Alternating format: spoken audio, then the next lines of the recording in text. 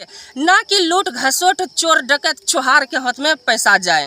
किसान अपना खुद जिम्मेदारी उठाएगा अपने जमीन की संरक्षण के लिए, नदी की संरक्षण के लिए। ऐसे टिप्पा धरता है, निकालने चाहिए 6,000, वहाँ पर निकल गया 7,000। वहाँ पे वृक्षारोपण हो।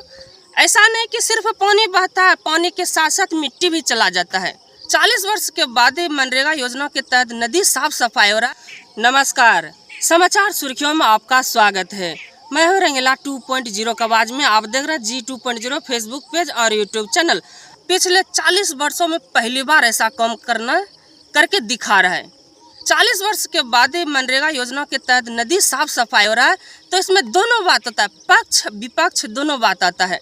नुकसान ये होता है कि जब बारिश होता है, बाढ़ होता है, किसी का निजी जमीन, पर्सनल जमीन धीरे धीरे मनी नदी में मुख्य धारा से बहकर गंगा नदी में मिल जाती है।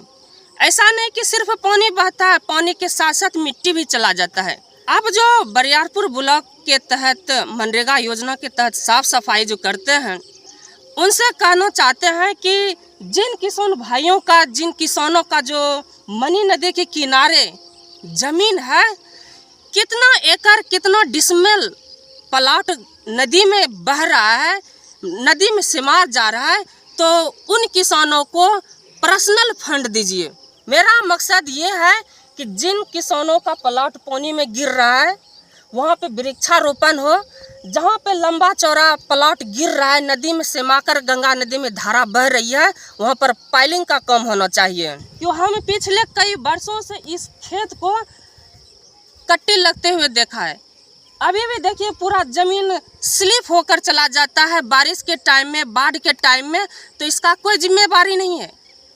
मनरेगा योजना के तहत आप लोग जो कर्मचारी है, वो अगर किसान को बढ़ावा देना चाहते हैं ना, तो अच्छे ढंग से तरीका से काम करिए, काम करने के लिए सीखिए, ना कि अपने पुराने रीति रिवाज की तरह लूट घसोट करें। अगर इस बड़ा वाला मनी नदी पर जगह जगह पर बड़का पानी छेका बन जाए, फाटक लगा दिया जाए, तो इस एरिया में 365 दिन हो सकता है कि इसमें फसल उगाते रहेगा बाढ़ को छोड़ करके।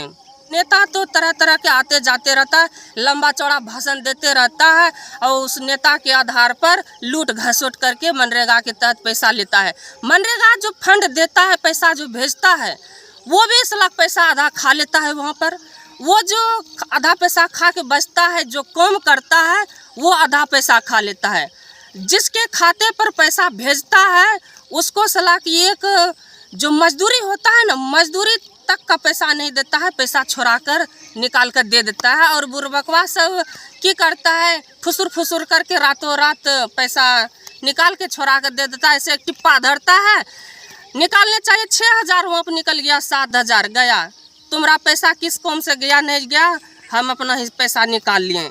ये सब धंधा होता है। ऐसा कई बार शिकायत आया है। ऐसा योजना दीजिए कि काम में आ जाए, किसानों की खेत जो जमीन नदी में बह रहा है वो बच जाए।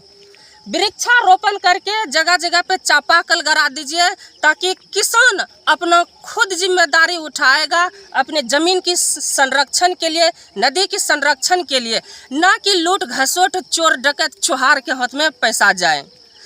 आप चले जाइए खड़गपुर झील के आसपास, खड़गपुर एरिया के आसपास में जितना भी छोटा मोटा नदी नहर है, तालाब है, सारे जगह सिंचाई करने के लिए जगह बना हुआ है। जहाँ पे नदी की सुविधा नहीं है, उसको नाला खोद करके पक्कीकरण करके नाला बना दिया है। वहाँ खड़गपुर एरिया के झील के आसपास जितनी नदी भी बहता है, वो किसी मशीन पंपिंग सेट बिजली से सिंचाई नहीं करता है, बल्कि उसको नदी के ऊपर जो बांध रहता है, छेका लगा करके पानी को सिंचाई की जाती है। चलते हैं, फिर मिलते हैं किसी नेक्स्ट वीडियो में। तब तक के लिए G2.0 के साथ मनरेगा योजना फंड के तहत बस खबरें इतना सा।